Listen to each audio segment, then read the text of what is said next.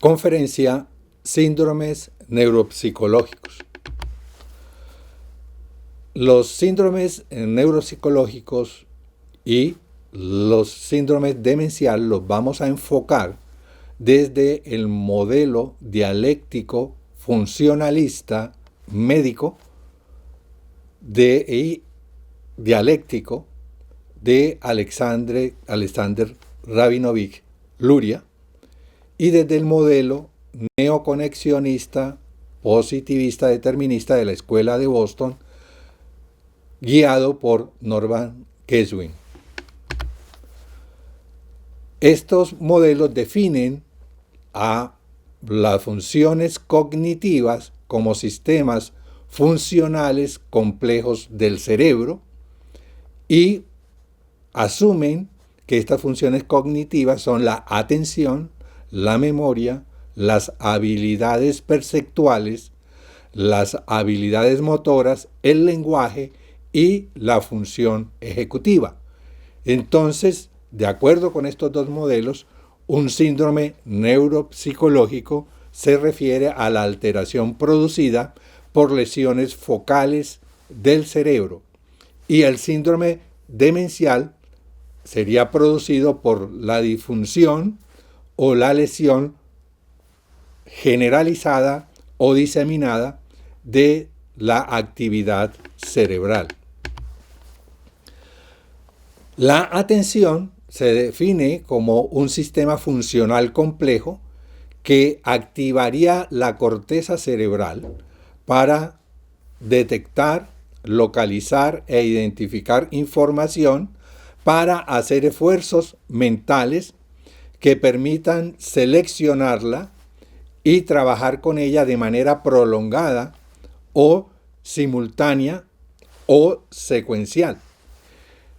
Esta actividad compleja del cerebro dependería de circuitos situados en la región parietal posterior, en la región parietal frontal medial y en la región orbitofrontal. A través de estos circuitos se generaría un estado de alerta dirigida o alerta voluntaria, que permitiría tener varias actividades. Una es el esfuerzo mental, la capacidad de selección, la capacidad de inhibición de información que no sea relevante y la capacidad de control cognitivo sobre la información relevante. Entonces, ¿cómo se ha demostrado esto? Utilizando varias técnicas. Una de esas técnicas es el electroencefalograma. El electroencefalograma cuantitativo, utilizando procedimientos de conectividad cerebral o usando pruebas o tareas de control cognitivo o pruebas de inhibición de las respuestas no relevantes, para registrar unas ondas que se modulan con el control cognitivo, con la N, como la N2, o ondas que se modulan con la detección de los estímulos no relevantes, como la P300, que miden no solamente la capacidad de esta actividad de atención, sino que mide la velocidad de procesamiento que generan estos componentes electrofisiológicos, y además se ha determinado su localización en las regiones basales del lóbulo frontal o en las regiones mediales de los lóbulos frontales. También se han utilizado otras técnicas de neuroimágenes como la tomografía de emisión de positrones o la resonancia magnética funcional, donde se ha podido demostrar con tareas de detección de información la localización de los circuitos cerebrales parietales derechos, o tareas de selección de información, la activación de los circuitos mediales frontoparietales o las tareas de control inhibitorio, la activación de los circuitos frontales inferiores o llamados también orbitofrontales. Lo otro que se ha demostrado es que para todas las actividades de atención el hemisferio derecho es dominante sobre el hemisferio izquierdo. Los síndromes de inatención son de dos tipos. Uno, cuando la atención se altera de manera completa, o sea, todos los circuitos de atención dejan de funcionar de manera adecuada, o sea, se alteran todas las dimensiones de la atención. En ese caso hablamos de aproxexia. Si se altera alguna de las modalidades de la atención, o sea, algunas de las dimensiones de la atención, hablamos de disproxexia. Cuando hay aproxexia, la persona entra en un estado de perplejidad que se llama delirium. El delirium también se conoce con el nombre de síndrome de confusión aguda. Entonces la persona está alerta, mantiene su estado de alerta, pero ese estado de alerta no es voluntario. Por eso la persona no responde de manera, o el paciente no responde de manera adecuada a los estímulos externos. Una de las formas de disproxexia más conocida es el síndrome de heminegligencia, que consiste en la incapacidad para detectar, localizar y identificar información de un lado de la realidad, usualmente del lado izquierdo. ¿Por qué del lado izquierdo? Porque, como dijimos, los circuitos de atención son dominantes en el hemisferio derecho. Uno de esos síndromes de heminegligencia muy curioso es el llamado síndrome de la mano ajena o de la mano alienada, que es la incapacidad del paciente para identificar su miembro superior izquierdo como propio. Entonces el paciente no detecta, no identifica su mano izquierda y asume que esa mano izquierda es una mano protésica o es una mano de plástico o es una mano que es de otra persona. La otra función neuropsicológica es la memoria. También se considera como un sistema funcional complejo del cerebro que permite retener, almacenar y evocar la información. Hay varios tipos de memoria.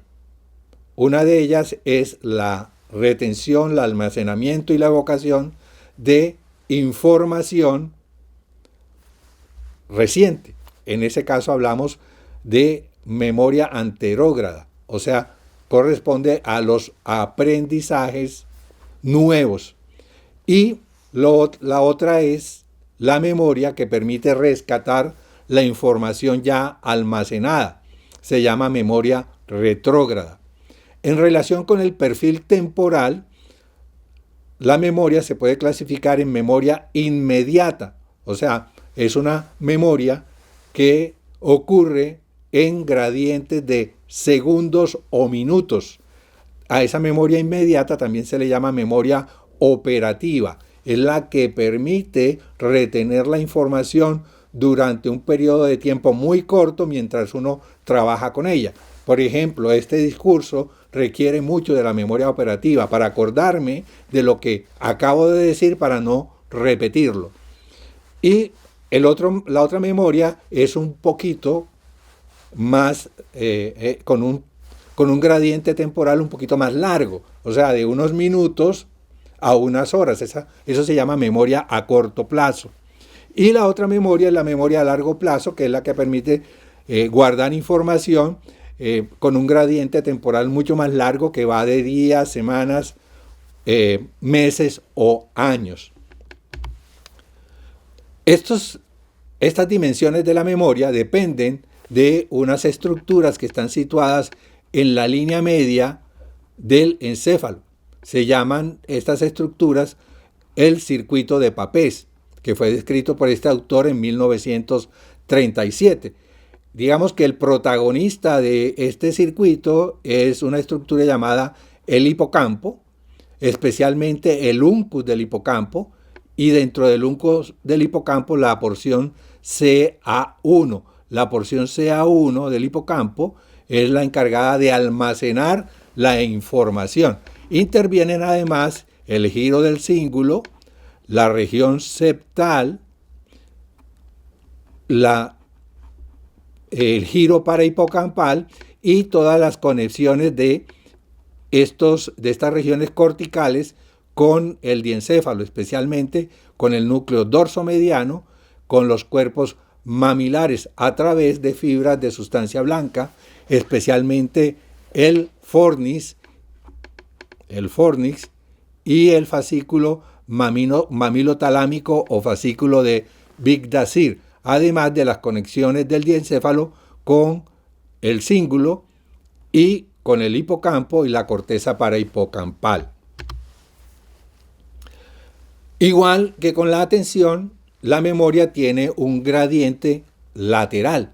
El hemisferio derecho procesa información que denominamos memoria no declarativa. Consiste en la capacidad de almacenar información de manera automática, especialmente de tipo visoespacial, de destrezas o habilidades motoras, o llamada también skill memory, y por el hecho de que este almacenamiento es automático, quiere decir, no tenemos la intención de guardar esa información, pero a pesar de no tener esa intención, guardamos la información. Esta memoria se llama también memoria implícita. El hemisferio izquierdo tiene que ver con el almacenamiento de información consciente, intencional, y por eso se llama memoria declarativa.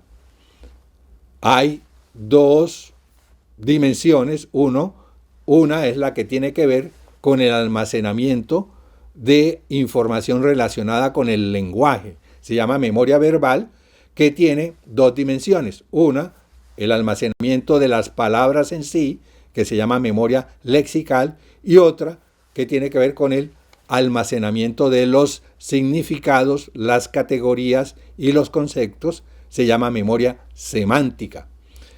Hay otro tipo de memoria que tiene que ver con el almacenamiento de los eventos. Esa memoria se llama memoria episódica.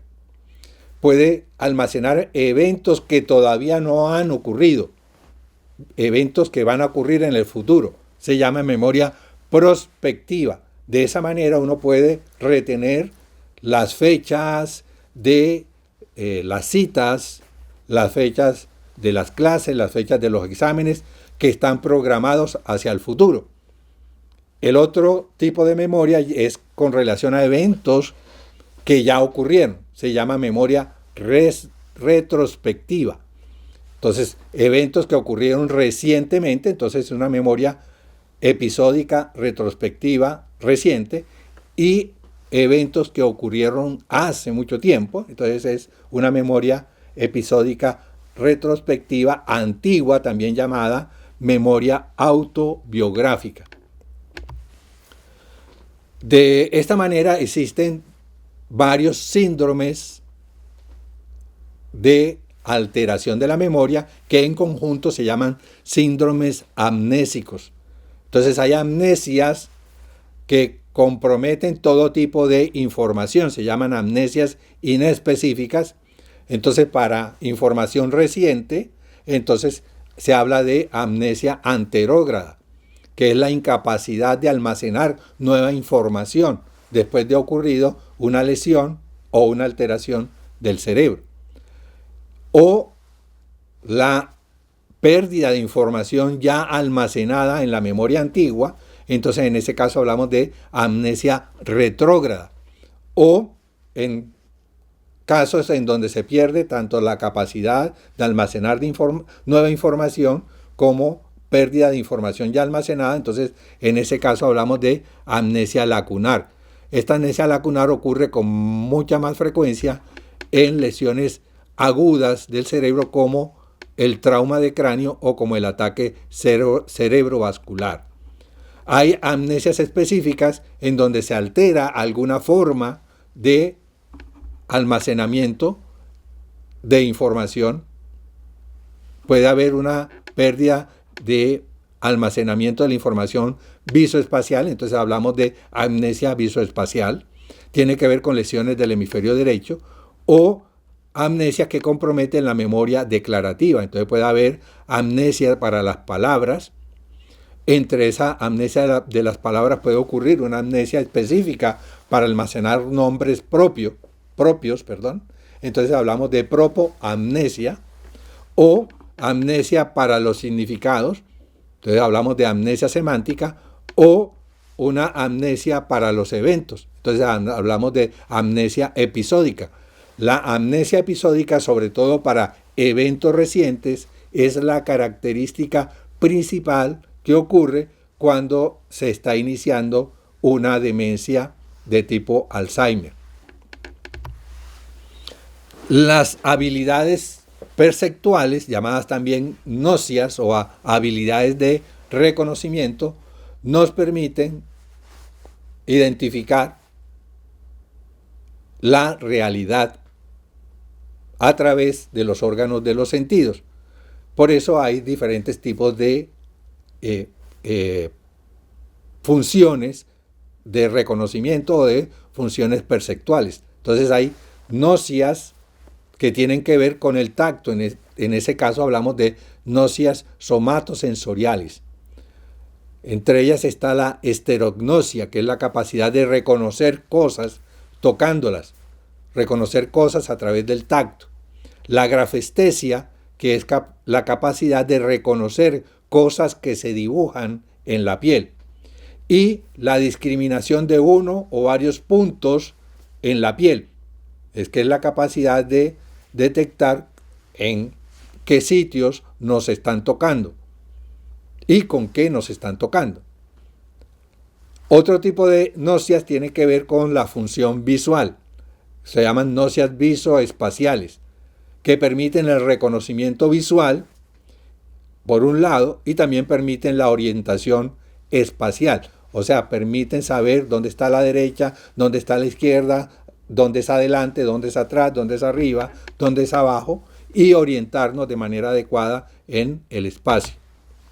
Depende de regiones de la corteza llamadas áreas de asociación. Si tiene que ver con el reconocimiento visual, pues áreas de asociación visual. Si tiene que ver con el reconocimiento de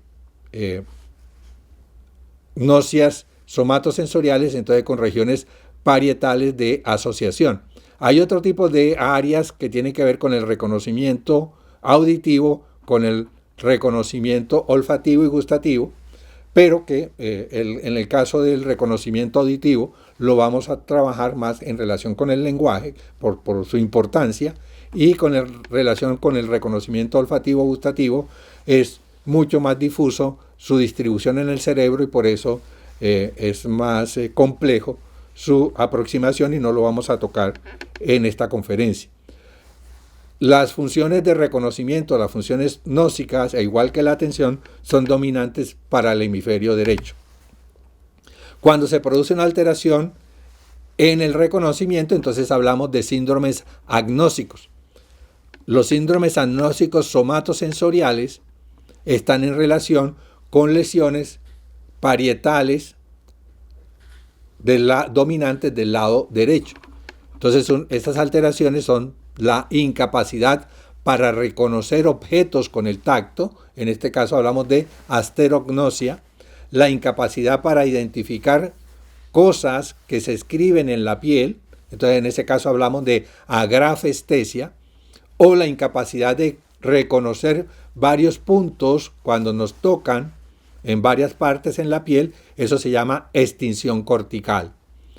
La alteración de la capacidad del reconocimiento visual se llama agnosia visoespacial, y es de dos tipos: la agnosia para objetos, que es la incapacidad para reconocer objetos visualmente.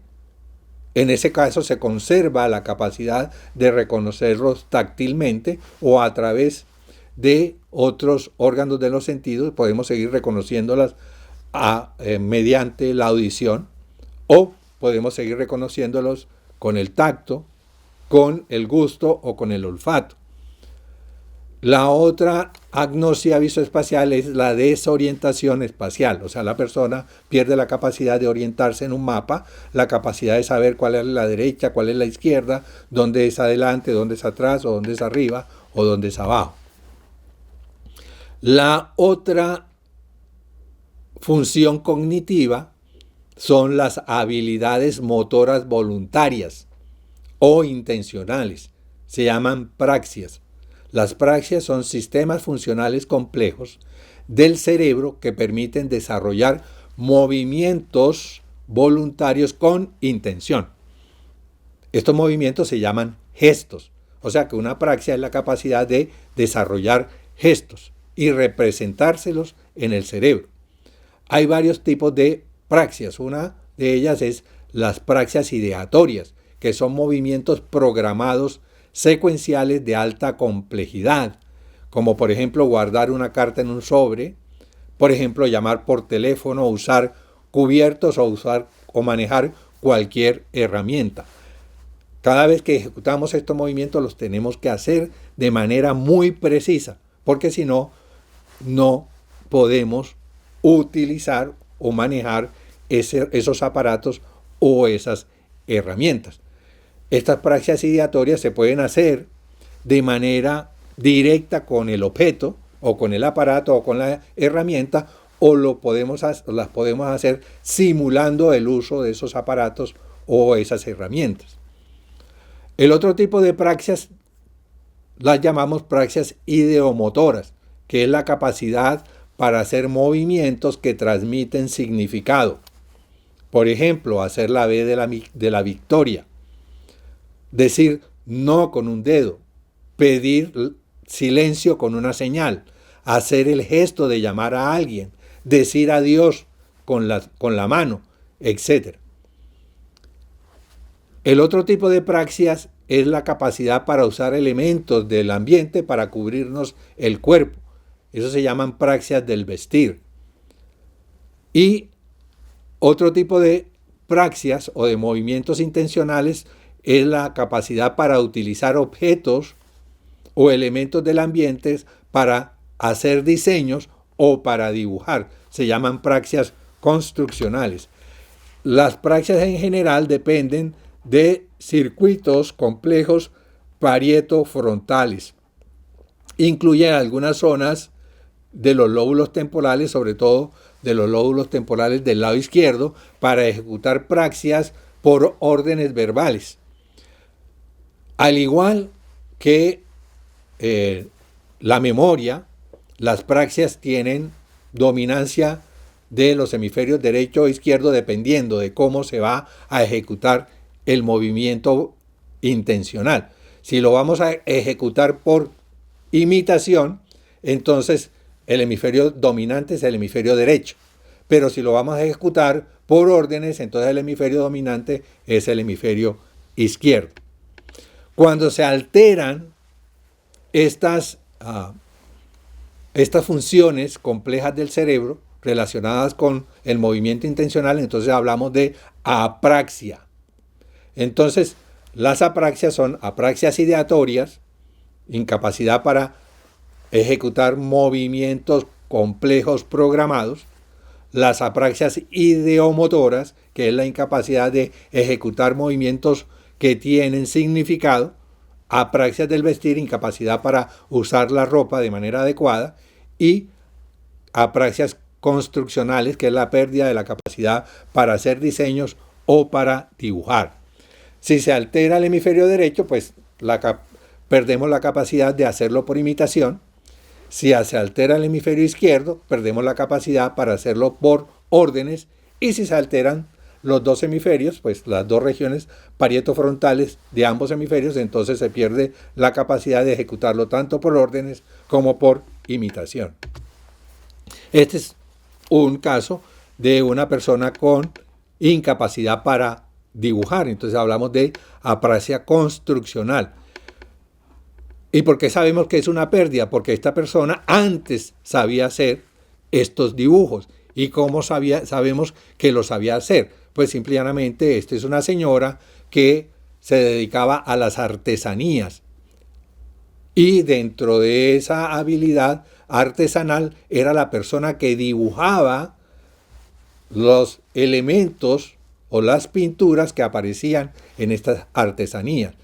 Y precisamente las personas empezaron a darse cuenta de que esta señora tenía algo cerebral, era porque empezó a dibujar de manera adecuada o a colocar mal los dibujos que hacía.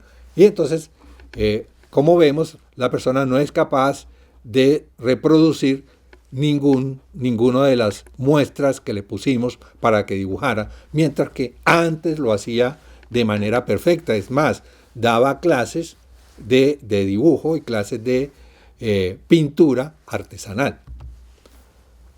Las alteraciones del lenguaje tienen que ver, el lenguaje se define como un sistema funcional complejo del cerebro que permite representarse el mundo a través de unos sonidos que son producidos por el aparato fonoarticulatorio. El aparato fonoarticulatorio son la boca, la lengua, los dientes, la garganta, incluyendo la laringe, y la nariz.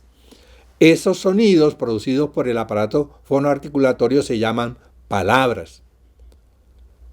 Depende de circuitos perisilvianos y son dominantes en el hemisferio izquierdo. Hay que distinguir dos conceptos que son la lengua. La lengua es diferente a lenguaje. La lengua hace referencia a sonidos seleccionados de forma arbitraria y por convención por una comunidad de hablantes. O sea que la lengua es un concepto social. Equivaldría a un idioma. El lenguaje es una representación funcional de esa lengua en el cerebro. Y de otro lado está el habla. El habla es la producción de sonidos relacionados con la lengua de manera individual. O sea, lo que hace cada sujeto al producir los sonidos de la lengua, utilizando las representaciones del lenguaje, es el habla, el hablar. Pero el habla tiene elementos adicionales a los elementos del lenguaje, como veremos más adelante. El lenguaje tiene dos procesos. Uno que permite producir los sonidos. Ese proceso se llama expresión. Y otro proceso que permite comprender esos sonidos, que se llama comprensión. Y tiene varios niveles. Un nivel es el nivel que permite segmentar los sonidos o las palabras en sus elementos mínimos o en sus unidades sonoras. Ese nivel se llama nivel fonológico y las unidades sonoras se llaman fonemas. También esas unidades se dice que son las unidades de análisis del nivel fonológico, que nos permiten distinguir la palabra casa de la palabra taza. La diferencia entre casa y taza es un solo fonema, es una sola unidad sonora. Y así podemos analizar todas las palabras en cualquier lengua. En este caso estamos hablando de la lengua española. El nivel léxico-morfológico nos permite analizar la forma, la estructura de las palabras y su función, o sea, qué función tiene cada palabra. El nivel semántico le permite al cerebro representarse y analizar el significado de cada palabra y clasificar esas palabras en categorías y en conceptos. Y el nivel sintáctico permite al cerebro representarse la relación que existe entre una palabra y otra palabra dentro de un conjunto de palabras que llamamos oraciones o frases. ¿De qué depende estos niveles? De que funcione de manera adecuada los sistemas perisilvianos del hemisferio izquierdo, los circuitos perisilvianos situados en el hemisferio izquierdo. Hay otro nivel del lenguaje que está más relacionado con el habla. Se llama nivel pragmático y depende de circuitos perisilvianos situados pero en el hemisferio derecho. Le otorgan al habla unas características de tipo emocional. Esas características de tipo emocional se llama prosodia. Es lo que genera el tonito, las inflexiones con las que hablamos, con las que usamos el lenguaje.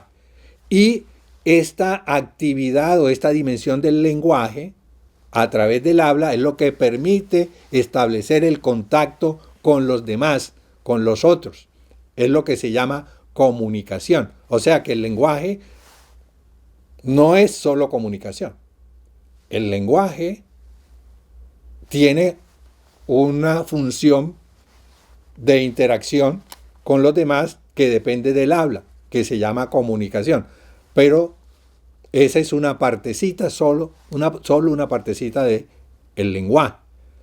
Pero esta actividad que depende de la prosodia, de las inflexiones del tonito, permite establecer contacto con los otros, contacto verbal, pero también es la causa de incomunicación, porque dependiendo de la entonación, uno puede darle a las cosas doble sentido, o puede darle un sentido contrario, o un sentido ambiguo. En este caso estamos hablando de la ironía y el sarcasmo. Y eso lleva a malas interpretaciones. O sea que paradójicamente lo mismo que sirve para comunicarnos a través del habla, también sirve en muchas ocasiones para establecer mala comunicación. Es decir, para producir errores en la interpretación. Porque el nivel pragmático ya no es igual que el nivel semántico. En el nivel semántico el significado de las cosas es único. En el nivel pragmático el significado de las cosas depende del contexto. Y entonces por eso hablamos del sentido. Cuando se alteran los procesos dependientes de los circuitos perisilvianos del hemisferio izquierdo, entonces hablamos de afasias, o sea, de alteraciones del lenguaje, en donde se van a alterar los procesos y los niveles del lenguaje. Cuando se altera la comprensión del lenguaje, que depende de circuitos situados en la región temporal superior del hemisferio izquierdo, hablamos de una afasia sensorial o afasia de Wernicke. Si se alteran los circuitos situados en la región frontal inferior del hemisferio izquierdo, se altera la expresión del lenguaje, y entonces hablamos de afasia de expresión o afasia de Broca. Si se alteran los circuitos frontotemporales, que altera tanto la comprensión como la expresión, entonces hablamos de una afasia global. En algunos casos puede ocurrir una lesión parcial de ambas regiones temporales y frontales, y entonces se pierde la comprensión y la expresión, pero no de una manera total, y entonces hablamos de una afasia mixta no fluida. En ocasiones lo que se pierde es la capacidad para repetir lo que escuchamos. Las expresiones verbales que escuchamos no somos capaces de repetirlas a pesar de que las entendemos de manera general, podemos tener una comprensión relativamente adecuada de eso que nos están diciendo. También podemos expresarlas de manera espontánea, pero no las podemos repetir. En ese caso hablamos de afasia de conducción. En ocasiones lo que se altera es la capacidad de nombrar las cosas usando la palabra adecuada para esa cosa. En ese caso lo que tenemos es una afasia anómica. O en ocasiones la persona se le altera la expresión, pero conserva la capacidad de repetir. En ese caso hablamos de afasia transcortical motora. O en ocasiones la persona pierde la capacidad de comprender el lenguaje, pero también es capaz de repetirlo. En ese caso hablamos de afasia transcortical sensorial. ¿Cómo se evalúan estos problemas del lenguaje? Utilizando una batería o un test que fue diseñado por el grupo de Boston, que se conoce con el nombre de test de afasias y trastornos relacionados del grupo de Boston, que evalúa la comprensión, la expresión, la denominación, la repetición, la lectura y la escritura. Siempre que hay una afasia, hay una alteración de la lectura y la escritura. Y eso permite diferenciar trastornos del lenguaje de trastornos del habla.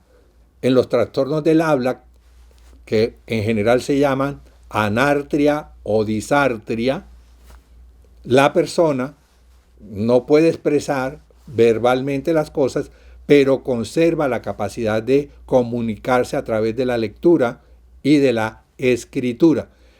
En los casos de el habla, las lesiones son usualmente del hemisferio derecho. La función ejecutiva es un sistema funcional complejo que permite establecer metas y regular o controlar la cognición, las emociones y las conductas para lograr esa meta que ha sido establecida. Una meta es un evento en el futuro que uno decide voluntariamente, intencionalmente crear y trabaja para conseguirlo. Ese trabajo para conseguir la meta es lo que se llama función ejecutiva. Y eso es lo que diferencia una meta de un sueño.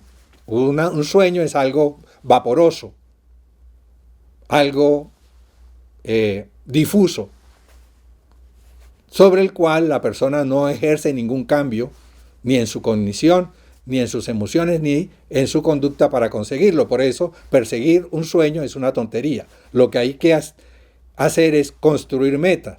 Y para eso, el cerebro tiene diseñado esta función, que se llama función ejecutiva. Es una función eminentemente humana, la cual permite construir el futuro a través de la planeación, la ejecución y la regulación consciente de la cognición, las emociones y la conducta.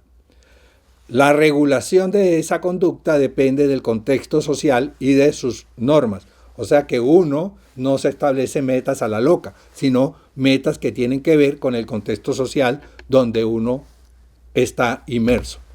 Depende de la actividad concertada de circuitos de los lóbulos frontales, de la parte externa de los lóbulos frontales, de la cara medial de los lóbulos frontales y de la parte inferior, o llamado también región órbito-frontal.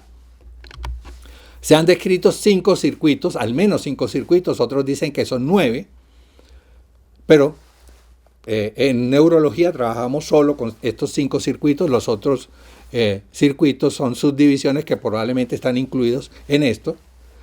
Uno es el circuito sensorio-motor, que permite construir actividades motoras voluntarias y programadas. O sea, permite construir nuevas praxias. O sea, que las praxias no aparecen así mágicamente, no. Necesitan la función ejecutiva y específicamente este circuito sensorio-motor, frontoparietal. El circuito de motor de los ojos, o circuito de control voluntario del movimiento de los ojos. Nos permiten hacer barridos voluntarios de todo el espacio que nos rodea, o nos permite hacer un reconocimiento, nos permite hacer un barrido de lo que estamos viendo en forma cercana, en una página, en un libro. Entonces, podemos a través de eso reconocer y construir el reconocimiento de lo que estamos viendo. O sea, que el reconocimiento visoespacial depende en gran parte de la capacidad de tener movimientos voluntarios de los ojos. Esos movimientos voluntarios de los ojos, que son lentos y rápidos, se llaman movimientos sacádicos. Y es el que permite o ha permitido construir una habilidad que hoy llamamos lectura, que depende no solo del lenguaje, depende no solo de la parte visual, sino de la parte motora de los ojos. O sea, que la lectura y la escritura son funciones terciarias, son funciones cognitivas mucho más complejas, que echan mano tanto de las náuseas, de las praxias, como de la función ejecutiva. Los otros circuitos, que son 3, son circuitos relacionados con el control emocional y con el control de la conducta o de los comportamientos. Depende de circuitos situados en la parte inferior de los lóbulos frontal o región orbital. Básicamente es el control inhibitorio de actividad no relevante y control cognitivo de la actividad relevante. El circuito dorsolateral, que permite la organización de la cognición, y el circuito medial, que permite seleccionar la información y construir motivaciones conductuales a través de sus conexiones con el circuito orbital, que le genera un contenido emocional a esas metas. O sea que las metas no es solamente la parte cognitiva, sino la parte emocional o motivacional. Cuando estos circuitos se dañan, aparecen 2 tipos de síndrome frontal o síndromes disejecutivos. Uno es el síndrome apático abúlico, o llamado también mutismo akinético. La persona que tiene este tipo de síndrome usualmente tiene una lesión en la región frontal lateral y en la región frontal medial. La persona no responde de manera adecuada a ningún estímulo externo de forma espontánea. Prácticamente a la persona hay que obligarla para que ejecute las cosas, porque por su propia iniciativa no lo hace. O sea, la persona permanece quieta a pesar de que no está paralizada y no habla a pesar de que no tiene ningún problema formal en el lenguaje. El otro síndrome frontal es el síndrome desinhibido, impulsivo, perseverativo.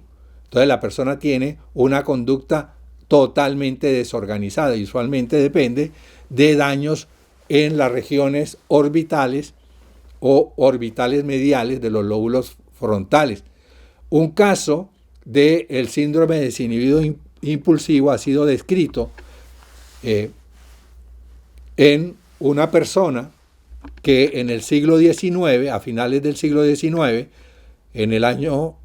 a mediados del siglo XIX, en el año 1848 sufrió una lesión de los lóbulos frontales de manera bilateral cuando una varilla de hierro de aproximadamente 1 pulgada de espesor, con la cual estaba acuñando una dinamita para romper una roca, esa varilla activó una chispa, la pólvora estalló, la dinamita estalló y la varilla atravesó el cráneo de esta persona, que se llamaba Phineas Gage, y le produjo una lesión bilateral de los lóbulos frontales.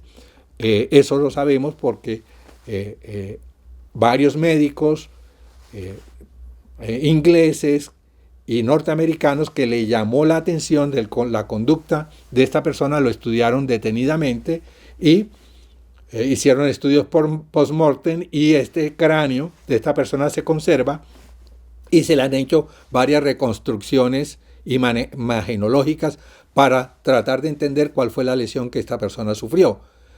Lo interesante es que este paciente tuvo un seguimiento muy detallado y se describió sus cambios conductuales. Además de desarrollar una epilepsia, desarrolló unas alteraciones de la conducta que fueron descritas como una pérdida del comportamiento moral. O sea, la persona perdió la capacidad de controlar su conducta y de ajustarla a las normas sociales. Antes del accidente, este era un trabajador muy disciplinado, tan disciplinado era que era el supervisor de los explosivos, que era la actividad de mayor responsabilidad en una obra civil como la construcción de un ferrocarril. Eso era lo que la persona hacía, participar en la construcción de un ferrocarril en el estado de Massachusetts. Entonces, en Vermont, cerca de Vermont, ocurrió este accidente en Estados Unidos. Y después de ese accidente la persona dejó de ser lo que era antes, tanto así que uno de sus médicos afirmó que para su familia Phineas Gage había dejado de ser para siempre Phineas Gage. La persona murió alcoholizada, murió con problemas mentales muy serios y con epilepsia, después de unos 10 años, unos años después de haber sufrido este accidente. El síndrome demencial, finalmente, es una alteración de una o más funciones cognitivas con alteración funcional de las actividades de la vida diaria, alteraciones de la conducta o de la personalidad. Recibe también el nombre de trastorno cognitivo mayor, de acuerdo con el consenso de la Asociación Americana de Psiquiatría en su quinta edición, o sea, el DSM-5 de 2014. Para hacer el diagnóstico del síndrome demencial hay que examinar completamente el contenido cognitivo, o sea, la orientación en persona, en espacio, en tiempo, evaluar la memoria, tanto en retención y evocación, la atención, el cálculo, el lenguaje, a nivel de denominación, repetición y comprensión, la lectura, la escritura y el dibujo. Lo podemos hacer de manera informal mientras tomamos la historia del paciente. O lo podemos hacer utilizando ya algunas herramientas de rastreo que tienen todas estas estandarizadas, tienen todas estas dimensiones. Uno de los que utilizamos acá es el Montreal Cognitive Assessment, o llamado MoCA, o el que más se utiliza en Estados Unidos es el Mini-Mental State Examination. Hay versiones en español de ambas herramientas. Entonces, si uno quiere tener ya una puntuación estandarizada, pues debe aplicar una de estas dos herramientas. Hay un punto de corte que ha sido estandarizado y que tiene una sensibilidad y una especificidad dependiendo de la población en la cual se estudie, tanto del MoCA como del Mini-Mental State. Entonces hay que revisar y estudiar y entender cuáles son esas características operativas de sensibilidad, especificidad, valor predictivo negativo y valor predictivo positivo de estas herramientas de rastreo para cada tipo de demencia. Una vez que hemos detectado, bien sea de manera informal o utilizando las herramientas estandarizadas, y que la persona tiene una o más alteraciones cognitivas, hay que mirar si estas alteraciones cognitivas producen alteraciones funcionales o de la conducta. Para eso utilizamos las actividades, las herramientas o los instrumentos de evaluación de las actividades de la vida diaria. Actividades básicas de la vida diaria, la más conocida es la escala de Bartel. Actividades instrumentales de la vida diaria, la más conocida es la de Lawton y Brody, o actividades complejas o comunitarias de la vida diaria y actividades laborales de la vida diaria, para lo cual se utilizan las entrevistas de salud ocupacional o de medicina laboral y las de ajuste social. Entonces, si uno encuentra alteraciones en cualquiera de estas dimensiones, ya uno puede decir que la persona tiene un síndrome demencial. Y cuando se hace el diagnóstico de síndrome demencial, es obligatorio determinar su severidad, si es leve, si es moderado o si es severo.